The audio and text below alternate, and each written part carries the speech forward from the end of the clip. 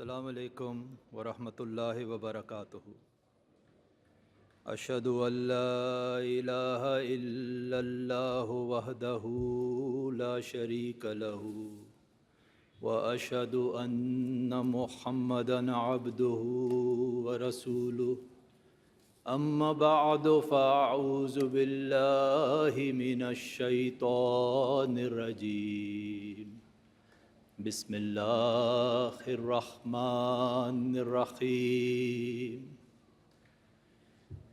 یہ ہماری اپنی کہانی ہے لیکن ہمیں یاد نہیں۔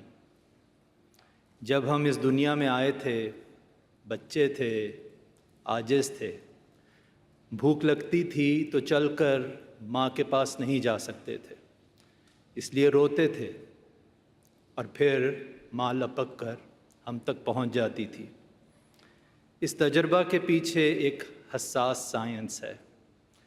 MRI اسکینز کی تحقیق سے پتہ چلتا ہے کہ بچے کے رونے کی آواز ماں کے کانوں کے پردوں کے ساتھ ہوتی ہوئی دماغ تک پہنچتی ہے، اور پھر ایک اتنا چھوٹا سا گلینڈ جس کا نام پوسٹیریئر پیچیوٹری ہے، وہاں سے ایک ہارمون نکلتا ہے آکسیٹوسن، جو خون کے دوران کے ساتھ ماں کی چھاتیوں میں دودھ اتر آتا ہے۔ یہ عمل چند سیکنڈز میں مکمل ہو جاتا ہے اور یہ ماں کے اختیار میں بھی نہیں۔ ماں اور بچے کا یہ تعلق ایک تمثیل ہے۔ اللہ تعالیٰ تو لم یلد ولم یولد ہے، لیکن اس تمثیل میں شاید آج ہمیں ہستی باری تعالیٰ کا زندہ ثبوت مل جائے۔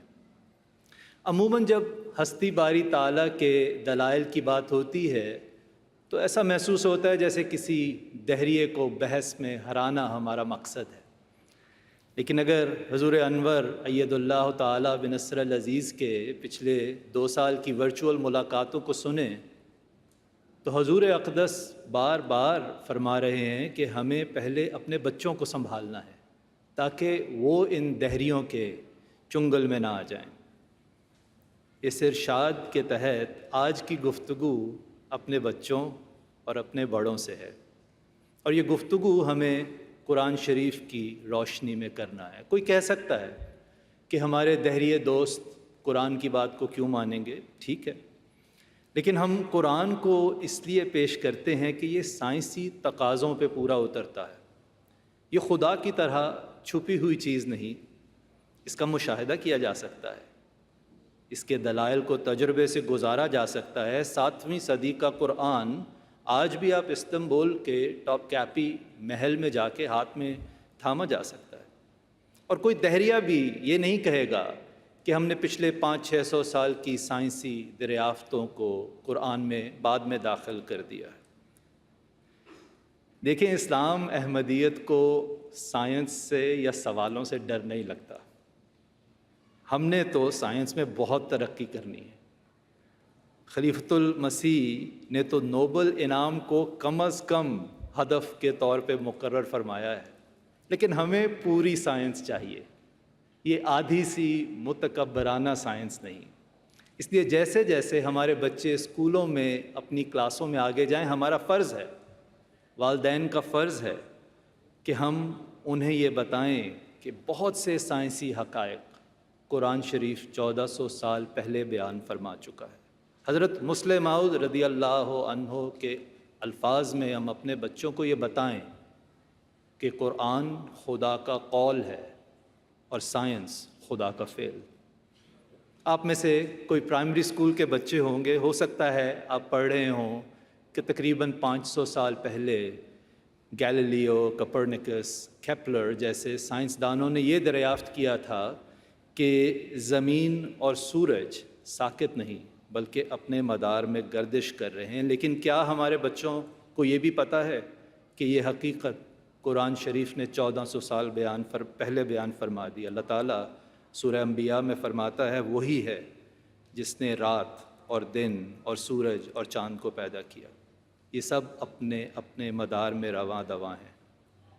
سیکنڈری اسکول کے بچے بایولوجی یا فزکس میں پڑھ رہے ہوں گے کہ قدرت میں ہر چیز کا جوڑا یا پیئرز موجود ہیں، جیسے پھولوں کے نر حصہ کو سٹیمنز کہتے ہیں اور مادہ حصہ کو پسٹلز۔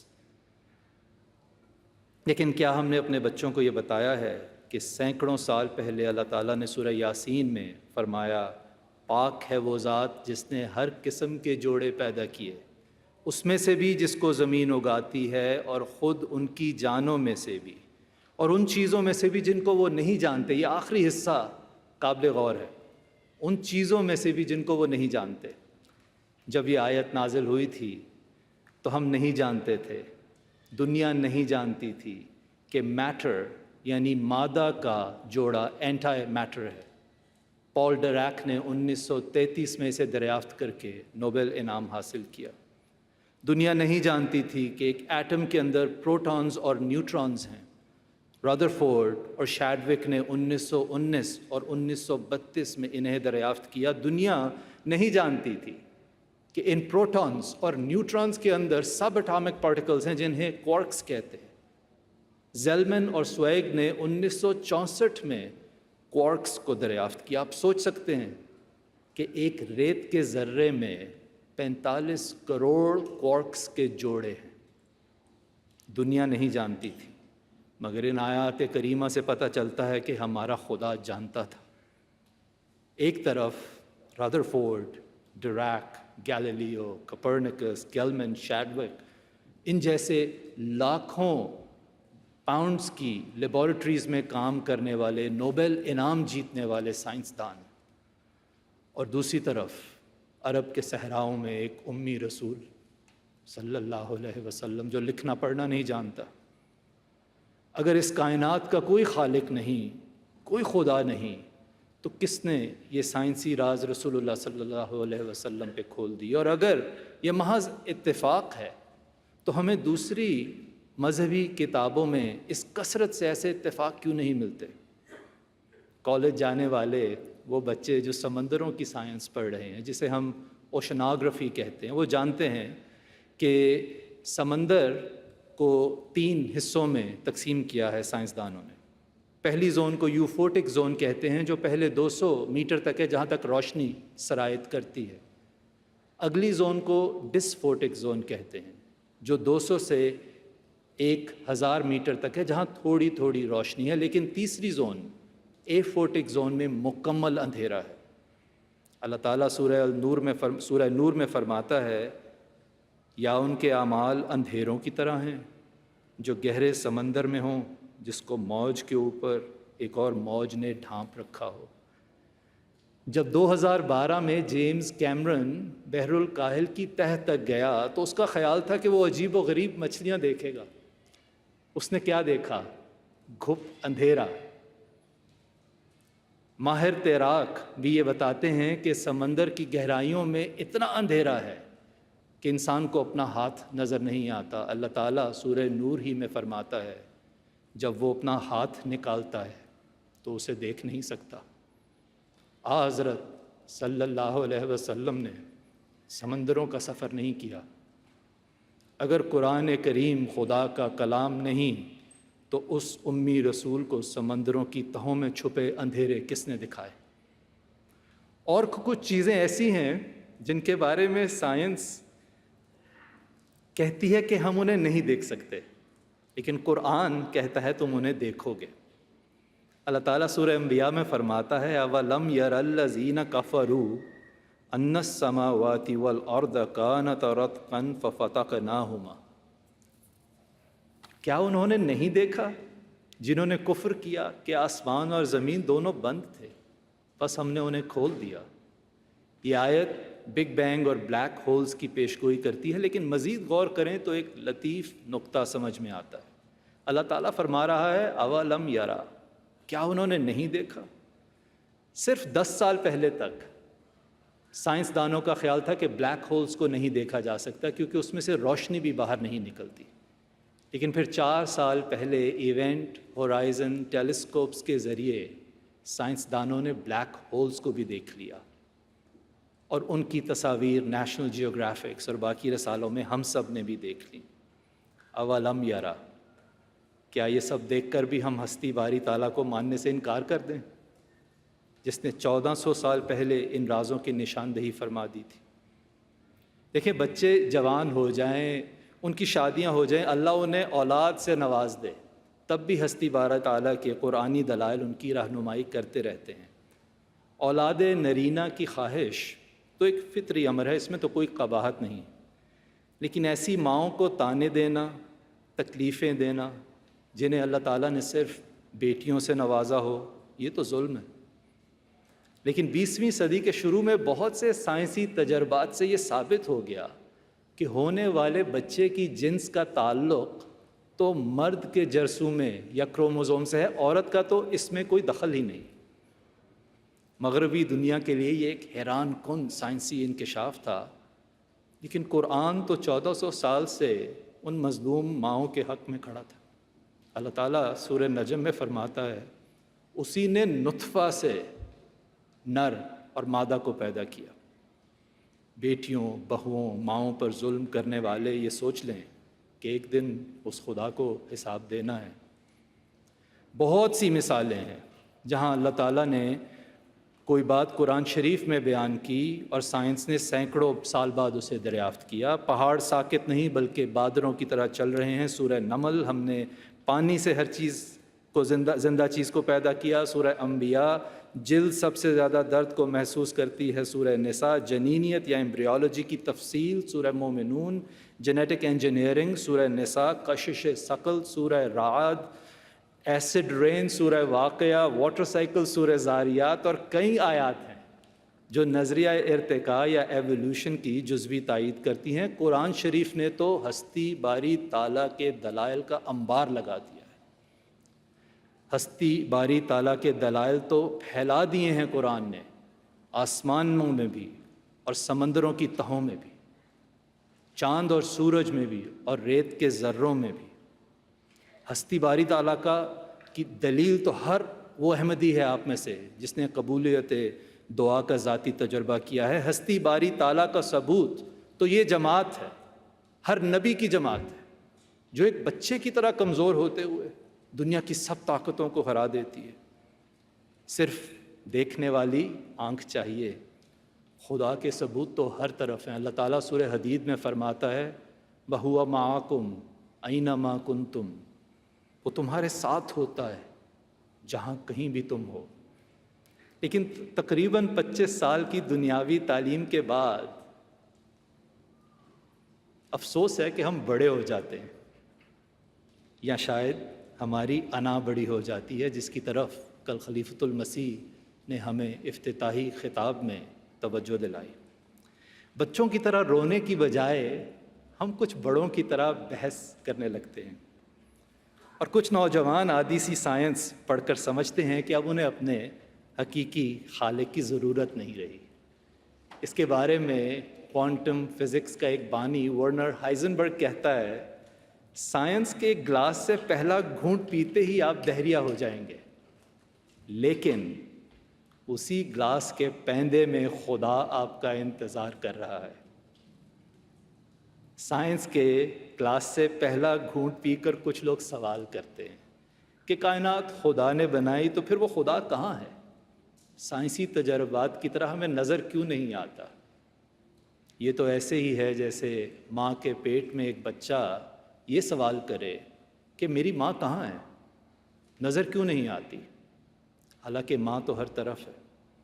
جیسے الیکٹرو میگنیٹک اسپیکٹرم کی شعاعیں ہمارے ہر طرف پھیلی ہیں، لیکن کیا آپ جانتے ہیں کہ انسان کی آنکھ ان 1000 اگر شعاعیں ہوں تو ان میں سے 996 کو نہیں دیکھ سکتی۔ حضرت مسیح موعود علیہ الصلاۃ والسلام فرماتے ہیں، جس کو خدائی کا جلوہ دیکھنا ہے اسے چاہیے کہ دعا کرے۔ ان آنکھوں سے وہ نظر نہیں آتا بلکہ دعا کی آنکھوں سے نظر آتا ہے۔ یہ ہے خدا کو دیکھنے کی سائنس۔ کچھ ایک گھونٹ پی کر سائنس کا یہ بھی کہتے ہیں کہ اگر دنیا خدا نے بنائی ہے تو خدا کو کس نے بنایا ہے؟ یہ تو ایسے ہی ہے جیسے کوئی کہے کہ اس کمرے کو احمد نے پینٹ کیا ہے تو احمد کو کس نے پینٹ کیا ہے؟ مضحکہ خیز بات ہے۔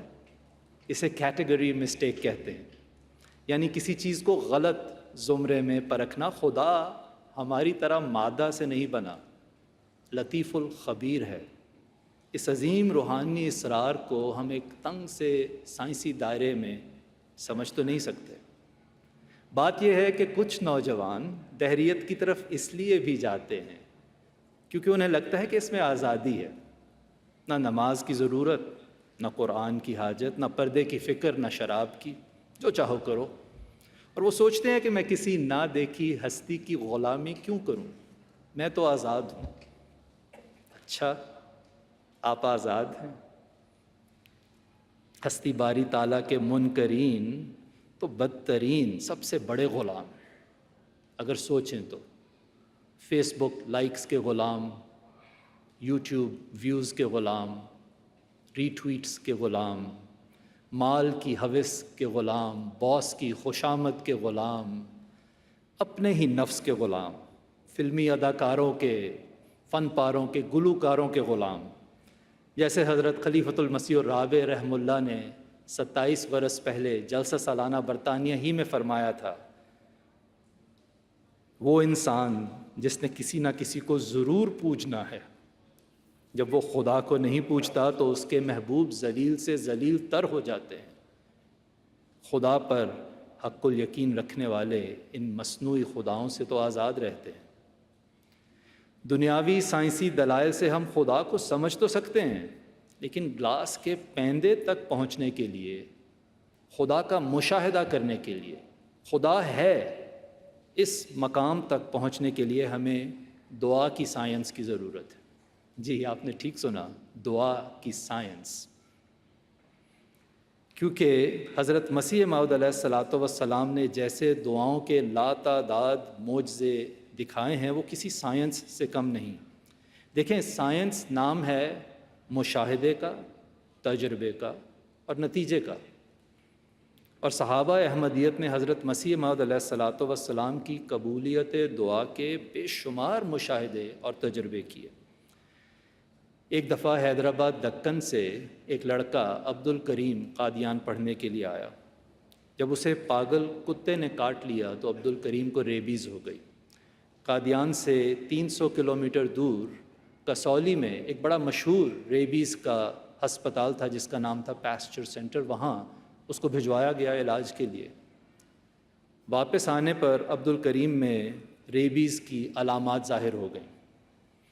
دوبارہ پیسچر سینٹر میں تار بھیجی گئی اور وہاں سے جواب آیا، sorry nothing can be done for Abdul Karim. ہمیں افسوس ہے کہ اب عبد الکریم کے لیے کچھ نہیں کیا جا سکتا، دنیاوی سائنس نے جواب دے دیا۔ لیکن حضرت مسیح موعود علیہ الصلاۃ والسلام فرماتے ہیں، تب میرا دل اس کے لیے سخت درد اور بے قراری میں مبتلا ہوا۔ آپ علیہ السلام کی درد مندانہ دعاؤں سے عبد الکریم کو نہ صرف اللہ تعالیٰ نے معجزانہ رنگ میں شفا بخشی، بلکہ موت کے منہ پر کھڑا عبد الکریم 28 سال تک اور زندہ رہا۔ خاکسار کو اللہ تعالیٰ نے 25,000 سے زیادہ پیچیدہ انفیکشس ڈیزیز کے مریضوں کا علاج کرنے کی توفیق عطا فرمائی ہے۔ میں یہ مکمل اعتماد سے آپ کو کہہ سکتا ہوں کہ آج 125 سال کے بعد بھی اگر کسی شخص کو، ان ویکسینیٹڈ انسان کو، ریبیز کے مرض کی علامات ظاہر ہو جائیں تو آج بھی موت 100% یقینی ہے۔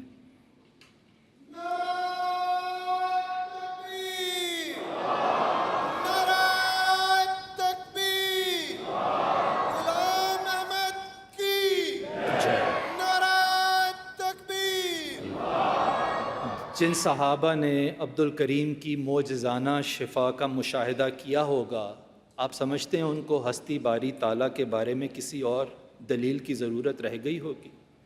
یہ ایک واقعہ ہوتا تو کہہ سکتے تھے اتفاق ہے، لیکن حضرت مسیح موعود علیہ الصلاۃ والسلام نے تو 200 سے زیادہ نشان صرف حقیقت الوحی میں بیان فرما دیے ہیں۔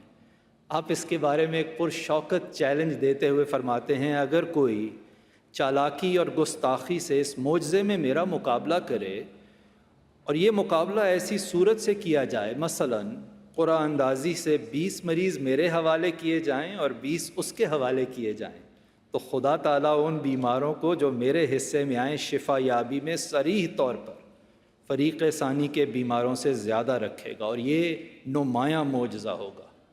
اگر سوچیں تو حضرت مسیح موعود علیہ الصلاۃ والسلام یہاں قبولیت دعا کو بالکل انہی مراحل سے گزار رہے ہیں جن سے ہم طب کے ماہرین کسی نئے علاج کو گزارتے ہیں، جو سٹڈیز ہوتی ہیں، جن کے 3 سٹیپس ہیں: رینڈمائزیشن، آؤٹ کم میجرز اور اسٹیٹسٹیکل انالیسس۔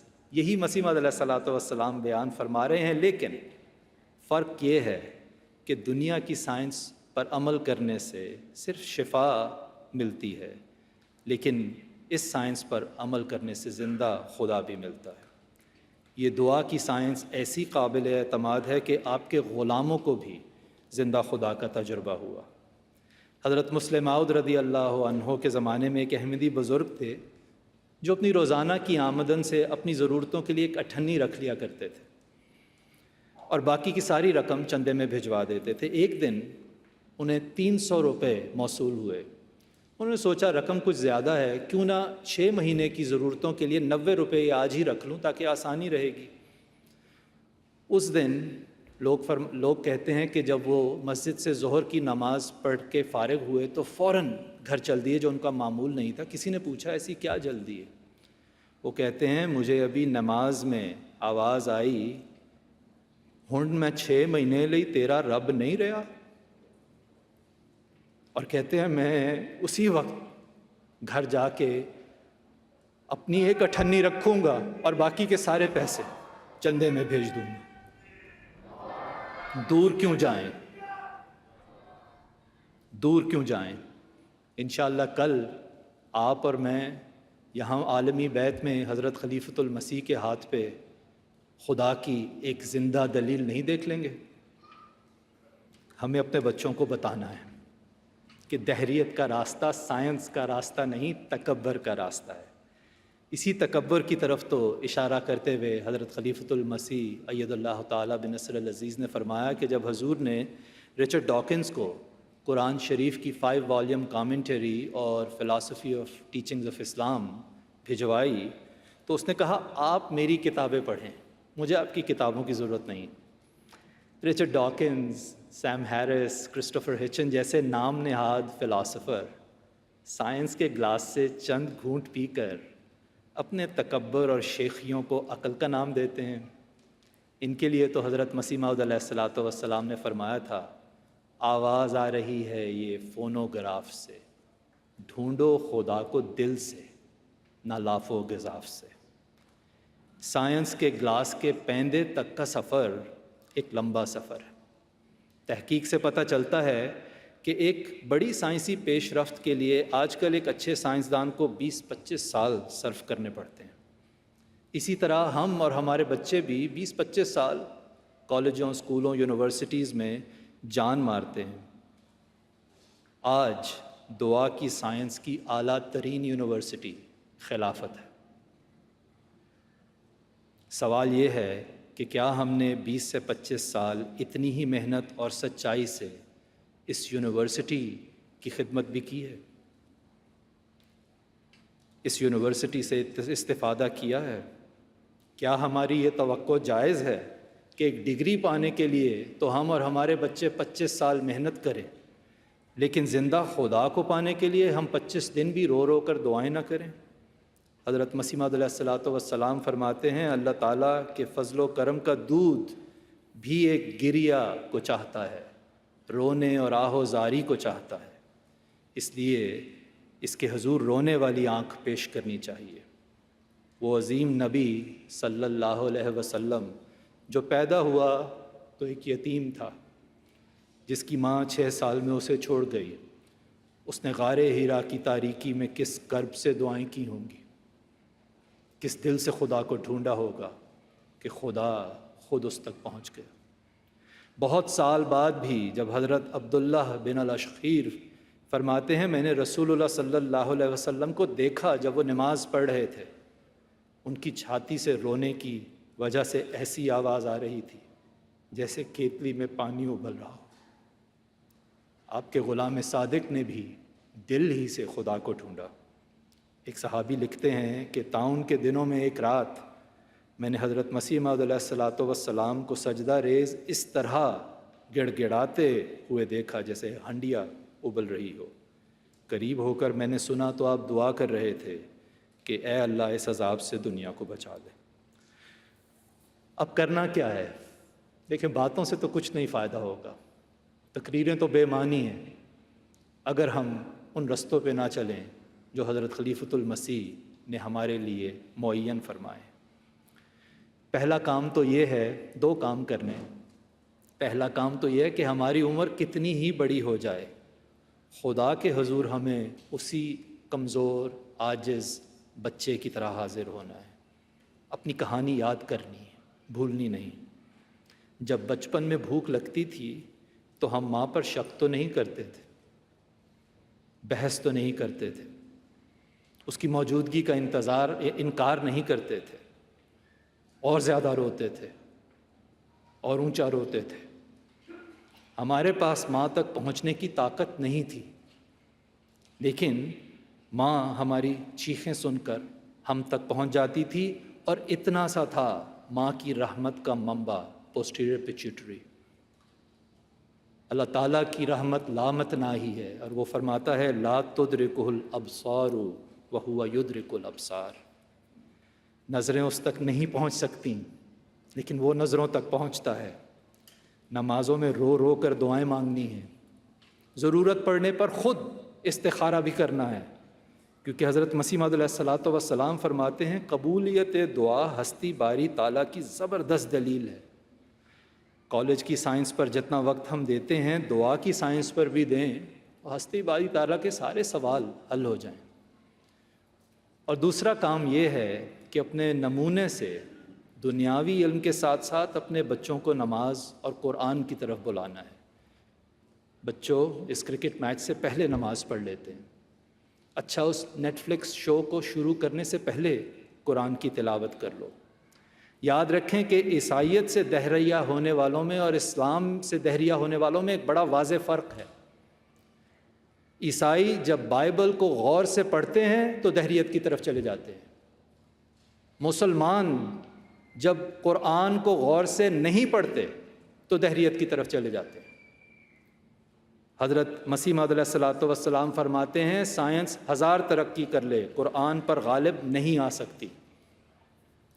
اگر ایک محنتی سائنسدان کی طرح کئی سال تک ہمیں ان بنیادی باتوں پر عمل کرنے کی توفیق عطا ہو جائے، یہ باتیں جن کی طرف حضور انور ہمیں کب سے بلا رہے ہیں، تو اللہ کے فضل سے شاید وہ مقام عطا ہو جائے جس کے بارے میں حضرت مسلم موعود رضی اللہ عنہ نے فرمایا تھا کہ ہم خدا کے ہو جائیں اور خدا ہمارا ہو جائے، ہم خدا کو دیکھیں اور دنیا ہم میں خدا کو دیکھے، تب انشاءاللہ کسی دہریے سے بحث کرنے کی ضرورت ہی نہیں رہے گی، کیونکہ احمدیت کا مقصد دماغوں کو ہرانا نہیں، دلوں کو جیتنا ہے۔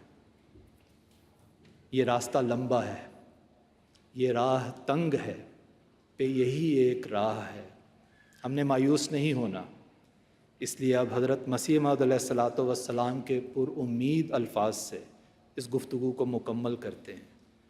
حضور فرماتے ہیں ایک بچہ جب بھوک سے بے تاب ہو کر دودھ کے لیے چلاتا اور چیختا ہے تو ماں کے پستان میں دودھ جوش مار کر آ جاتا ہے۔ بچہ دعا کا نام بھی نہیں جانتا، لیکن اس کی چیخیں دودھ کو کیوں کر کھینچ لاتی ہیں؟ کیا ہماری چیخیں جب اللہ تعالیٰ کے حضور ہوں تو وہ کچھ بھی کھینچ کر نہیں لا سکتی؟ آتا ہے اور سب کچھ آتا ہے، مگر آنکھوں کے اندھے جو فاضل اور فلاسفر بنے بیٹھے ہیں وہ دیکھ نہیں سکتے۔ ڈھونڈو خدا کو دل سے، نہ لاف و گزاف سے۔ وآخر الدعوانا الحمدللہ رب